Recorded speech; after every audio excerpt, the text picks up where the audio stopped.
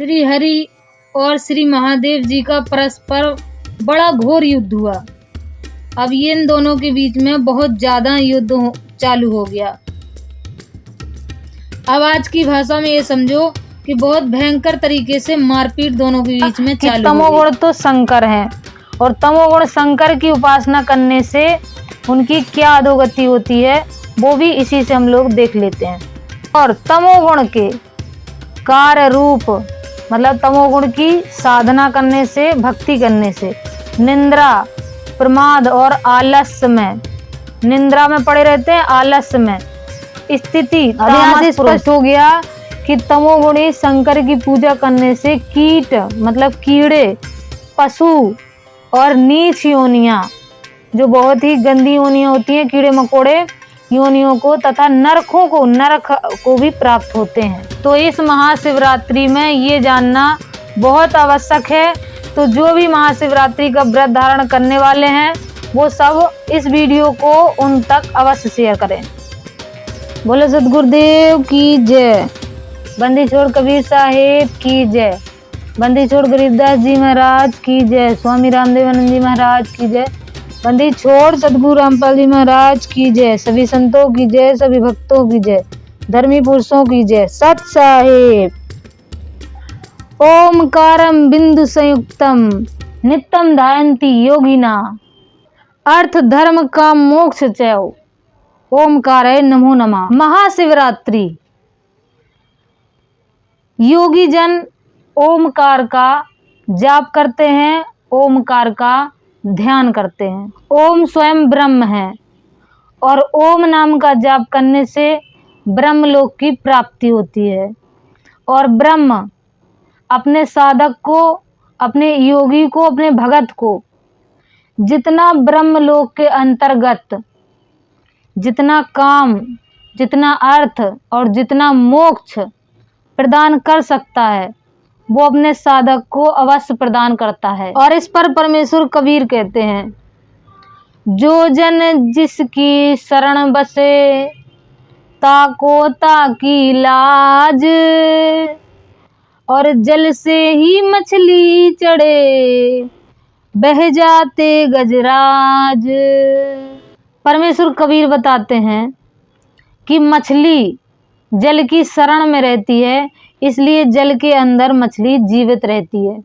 अन्य कोई जीव जल के अंदर जीवित नहीं रह सकता।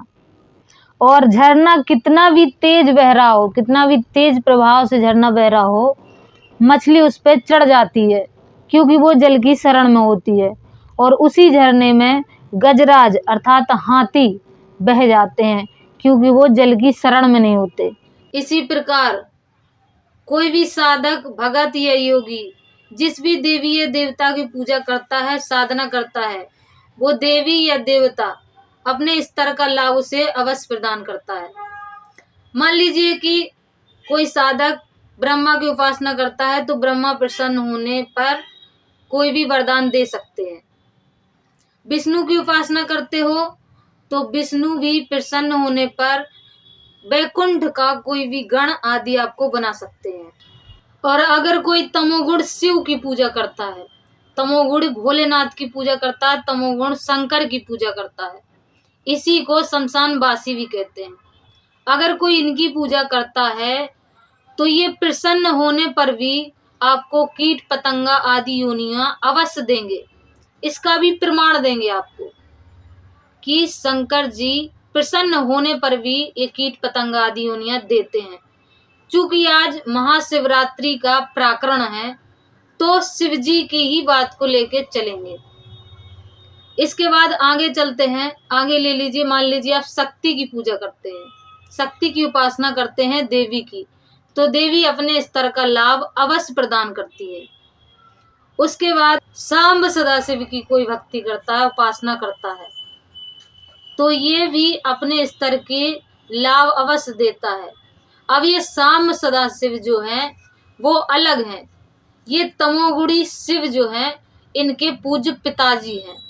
देवी दुर्गा के, प्रकृति देवी के ये पति हैं। ब्रह्म, ज्योत निरंजन, काल ब्रह्म, ओमकारा, इसी को कहते हैं इसी का नाम है सांब सदाशिव।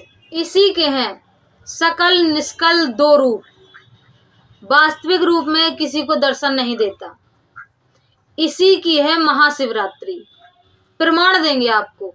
इस पर परमेश्वर कबीर कहते हैं, ओमकार निश्चय भया ये करता मत जान, साचा शब्द कबीर का पर्दे माहे पहचान। ओमकार निश्चय भया। ओम, ये ओम ब्रह्म सांब सदाशिव, और जो इसकी भक्ति करते हैं, श्रीमद् भागवत गीता में स्वयं काल ब्रह्म अर्जुन को ज्ञान देते हुए कह रहे हैं कि अर्जुन, ब्रह्मलोक पर्यंत सब पुनरावृत्ति में है, सबका जन्म मृत्यु होता है। ओम की साधना करने वाले ब्रह्मलोक तक ही जाते हैं और ब्रह्मलोक में जाने के बाद सब पुनरावृत्ति में है। साचा शब्द कबीर का पर्दे माहे पहचान, और साचा शब्द जो कबीर है उसको तो आज तक इन लोगों ने छिपा के रखा था। सबने कबीर देव की जगह सर्वज्ञ कर दिया था, कहीं कवि कर दिया था, सब जगह पर्दा डाल दिया था कबीर, तो कवि करके। तो परमात्मा वहां पर बताते हैं साचा शब्द कबीर का पर्दे माही पहचान, कि अब पर्दे में पहचान ले कि यही साचा शब्द कबीर का है, इसी से पार हो गए, इसी से मोक्ष होगा। और अगर आप सोचते हैं कि इस महाशिवरात्रि में आप शिव जी की उपासना करेंगे, तमोगुण शिव, भोलेनाथ, भोले शंकर, इनकी उपासना करके सोचते हैं कि आपकी रक्षा होगी, तो भोलेनाथ अगर अपने साधक की रक्षा करने जाते भी हैं तो साधक के तो हाथ पैर कटते ही हैं, साथ में भोलेनाथ को भी बुखार आ जाता है। और एक बार और आपको यहाँ बता दें कि तमोगुण शिव की भक्ति करने से साधक की राक्षस प्रवृत्ति उत्पन्न हो जाती है, साधक क्रोधी हो जाता है। और आप लोग जानते हैं कि शिव जी के परम भक्त जैसा भक्त आज तक ना कोई हुआ है, ना आगे कभी होगा। वो भक्त थे पंडित रावण, विद्वान रावण और ब्राह्मण रावण। और रावण तो बाबा भोलेनाथ की भक्ति कर रहा था, तो भगत के अंदर तो ये भाव आने चाहिए कि क्या लेके आए थे और क्या लेके जाएंगे। मोक्ष प्राप्ति का उद्देश्य एक भगत का होना चाहिए, जबकि रावण के अंदर ऐसा कुछ नहीं हुआ। बाबा भोलेनाथ की भक्ति करने के बाद रावण को राक्षस प्रवृत्ति उत्पन्न हो गई और अंत में कुत्ते की मौत मरा।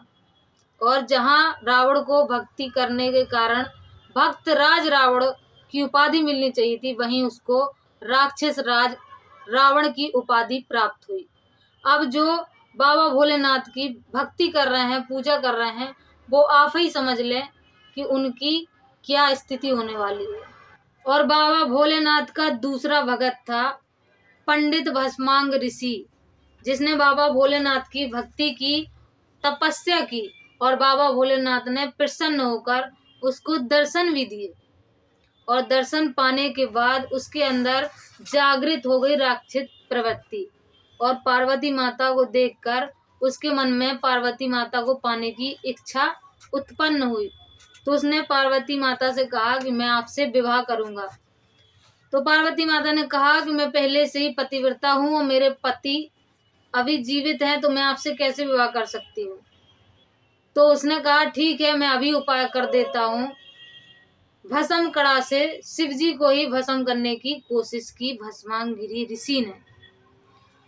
तो इससे यही स्पष्ट होता है कि शिव जी की भक्ति करने के बाद साधक की मति भ्रष्ट हो जाती है और राक्षस प्रवृत्ति को प्राप्त होता है। भस्मांगिरी बाबा भोलेनाथ की ही भक्ति के प्रभाव से, उनके ही वरदान से भस्म कड़ा लेकर बाबा भोलेनाथ को ही दौड़ा लिया। आगे आगे भगवान शंकर और पीछे पीछे भस्मांगिरी ऋषि। फिर अंत क्या हुआ कि भस्मांगिरी भी कुत्ते वाली मौत मरा, और जिस भस्मांगिरी को भगत की उपाधि मिलनी चाहिए थी उसको मिली राक्षस की उपाधि। अंत में वो कहलाया भस्मा असुर, भस्मा राक्षस। तो जो भी सोचते हैं कि इस महाशिवरात्रि वो शिव जी की उपासना करेंगे, तो आप ही समझ सकते हो कि शिव की उपासना करने से आपको क्या प्राप्त होगा। ऐसा ही एक भक्त था बाबा भोलेनाथ का, बाणासुर। बाणासुर को कुछ लोग बाबा भोलेनाथ का पुत्र भी मानते हैं। एक बार बाणासुर का और भगवान श्री कृष्ण का युद्ध शुरू हो गया। मारपीट का स्तर इतना बढ़ गया कि बाणासुर अपनी 1000 भुजाओं से ढोल ताशे बजाकर अपनी रक्षा हेतु बाबा भोलेनाथ को याद करने लगे। और बाबा भोलेनाथ भी आनन फानन में अपनी सारी सेना को तैयार करके अपने पुत्र कार्तिकेय के साथ मारपीट स्थल पर जा पहुंचे। बाबा भोलेनाथ ने भी मारपीट स्थल पर पहुंचकर जमकर मारपीट शुरू कर दी। और बाबा भोलेनाथ ने खूब मारपीट की, खूब जतन किया, खूब प्रयत्न किया, लेकिन बाबा भोलेनाथ अपने भगत बाणासुर के तो 1000 भुजा बचा नहीं पाए, उसकी भुजा तो कटी कटी। साथ में बाबा भोलेनाथ भी मारपीट स्थल पर भी बाबा भोलेनाथ को बुखार आ गया। चलिए देखते हैं प्रमाण। ये वही श्री विष्णु पुराण सचित्र मोटा टाइप, इसका कोड नंबर है 1364 और ये गीता प्रेस गोरखपुर से छपी हुई है। इसका हम लोग देखेंगे पेज नंबर 280 और अध्याय नंबर 33। श्री हरि बलराम और प्रद्युम्न के सहित बाणासुर की राजधानी में आए।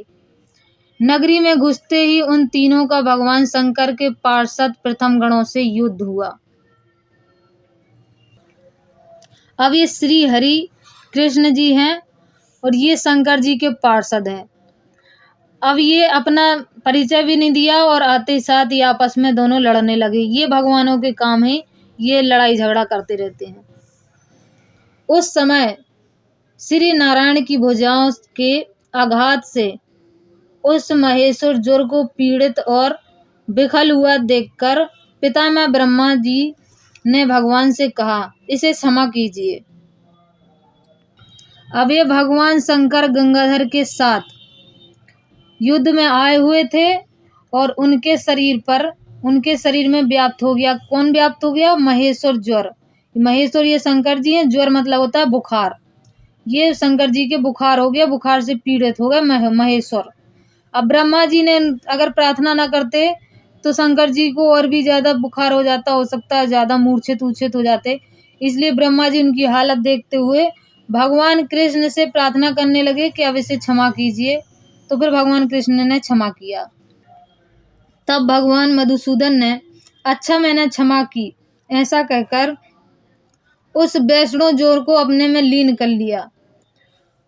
अब वैष्णो जोड़ को भगवान कृष्ण ने अपने अंदर ले लिया, अपने अंदर समा लिया और वैष्णो ज्वर को और बाबा भोलेनाथ को, शंकर जी को इस ज्वर से, वैष्णो ज्वर से मुक्त किया। तब संपूर्ण दैत्य सेना के सहित बलिपुत्र बाणासुर भगवान शंकर और स्वामी कार्तिकेय जी भगवान कृष्ण के साथ युद्ध करने लगे। अब देखो, ये भगवान शंकर और कार्तिकेय भगवान कृष्ण से युद्ध करने लगे। ये आपस में ही लड़ते हैं, आपस में एक दूसरे की सम्मान नहीं करते। अब शंकर जी यहाँ पर बाणासुर की रक्षा करने के लिए आए हैं अपने पुत्र कार्तिकेय जी के साथ। अब देखना, यहाँ पर शंकर जी बाणासुर की रक्षा भी नहीं कर पाएंगे और स्वयं अपनी भी रक्षा नहीं कर पाएंगे। श्री हरि और श्री महादेव जी का परस्पर बड़ा घोर युद्ध हुआ। अब ये इन दोनों के बीच में बहुत ज्यादा युद्ध चालू हो गया। अब आज की भाषा में ये समझो कि बहुत भयंकर तरीके से मारपीट दोनों के बीच में चालू हो गई। ये हैं भगवानों के लक्षण, दुनिया डुबो दी इनने।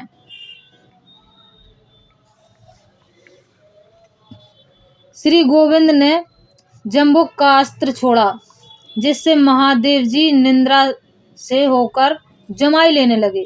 अब ये श्री कृष्ण हैं गोविंद जी, इन्होंने ये अस्त्र छोड़ा तो शंकर जी के निंद्रा आ गई, शंकर जी बेहोश हो गए, जमाई लेने लगे। उनकी ऐसी दशा देखकर दैत्य और प्रथम गण चारों ओर भागने लगे। भगवान शंकर निद्रा विभूत होकर रथ के पीछे भाग में बैठ गए और फिर अन्यास ही अद्भुत कर्म करने वाले श्री कृष्णचंद्र से युद्ध न कर सके। अब ये सिद्ध हो गया कि फेल हो गए भगवान शंकर। आए थे बड़े अपने भगत की रक्षा करने, लेकिन भगत की रक्षा न कर सके। ये एक ही अस्त्र में निंद्रा में बेहोश हो गए और पीछे जाके रथ के पीछे भाग में जाके छिप के बैठ गए और ये सोच रहे हैं कि मैं इनसे युद्ध करने के काबिल अब नहीं रहा। इस प्रकार श्री कृष्णचंद्र द्वारा महादेव जी के निद्रा विभूत दैत्य सेना के नष्ट, स्वामी कार्तिकेय के पराजित और शिवगणों के क्षीण हो जाने पर अब ये कार्तिकेय भी शिव जी के साथ और दैत्यों की सेना सब पराजित हो जाने पर कृष्ण प्रद्युम्न और बलभद्र जी के साथ युद्ध करने के लिए वहां बाणासुर साक्षात नंदीश्वर द्वारा हाके जाते हुए महान रथ पर चढ़कर आया। अब हम लोग पेज नंबर पढ़ लेंगे 281। भगवान कृष्ण ने सैकड़ों सूर्यों के समान प्रकाशमान अपने सुदर्शन चक्र को हाथ में ले लिया। अब भगवान शंकर तो हो गए फेल, आए थे बाणासुर की रक्षा करने और वहां बेहोश पड़े हैं और बाणासुर की तो मौत आ गई। जिस समय भगवान मधुसूदन बाणासुर को मारने के लिए चक्र छोड़ना ही चाहते थे, उसी समय दैत्यों की विद्या मंत्रमयी कुलदेवी कोटरी भगवान के सामने नग्न अवस्था में उपस्थित हुई। अब अगर ये देवी ना आती तो बाणासुर तो आज मर ही जाता, लेकिन ये देवी आ गई, उनकी कुल देवी, और नग्न अवस्था में भगवान श्री कृष्ण के सामने आकर खड़ी हो गई। वो बात अलग है कि भगवान श्री कृष्ण की 16,108 पत्नियां हैं, लेकिन उन्होंने यहाँ पर देवी का सम्मान किया और अपनी नजरें नीची कर ली। उसे देखते ही भगवान ने नेत्र मूंद लिए और बाणासुर को लक्ष्य करके उस भुजाओं के वन को काटने के लिए सुदर्शन चक्र छोड़ा। अब बताओ कहाँ है बाबा भोलेनाथ? आए थे रक्षा करने और रक्षा कर नहीं पाए, बेचारे के हाथ पैर तो कट ही गए। बाणासुर की भुजा कटने के बाद जब त्रिपुरासुर का वध करने वाले भगवान शंकर को होश आया तो भगवान शंकर जान गए कि मधुसूदन बाणासुर के बाहुबन को काटकर अपने हाथ में आए हुए चक्र को उसका वध करने के लिए फिर से छोड़ना चाहते हैं। अब शंकर जी ने लड़ भिड़ के तो देख ही लिया, बाणासुर की रक्षा तो कर नहीं पाए, हाथ पैर उसके कट गए, गर्दन और कट जाती। लगे फिर कृष्ण की जय जयकार करने। ये फेल होने के लक्षण हैं शंकर जी के, अपने भक्त की रक्षा नहीं कर पाए। वो तो देवी, उनकी कुल देवी थी जो निर्वस्त्र होकर खड़ी हो गई, वरना बाणासुर तो मर ही गया था। ये फेल होने के लक्षण है शंकर जी के। भाइयों, अभी आपने प्रमाण देखा विष्णु महापुराण से कि बाबा भोलेनाथ अपने भक्तों की रक्षा करने में फेल हैं। और अगर आप इस महाशिवरात्रि में शिव जी का व्रत रख के, शिव जी का पूजन करके सोचते हैं कि आपके परिवार की रक्षा होगी, तो ये समझ लीजिए कि शिव जी आपके परिवार की रक्षा करने तो आएंगे, लेकिन किस स्तर की रक्षा कर पाएंगे वो आप लोग स्वयं समझ सकते हैं। क्योंकि यहाँ पर कहते हैं, मासा घटे न तिल बड़े विधना लिखे जो लेख, कि जो विधाता ने लिख दिया कि तुम्हारी इस समय मृत्यु होगी, तो उसमें शिव जी कोई फेरबदल नहीं कर सकते, शिव जी उसमें आपको बचा नहीं सकते।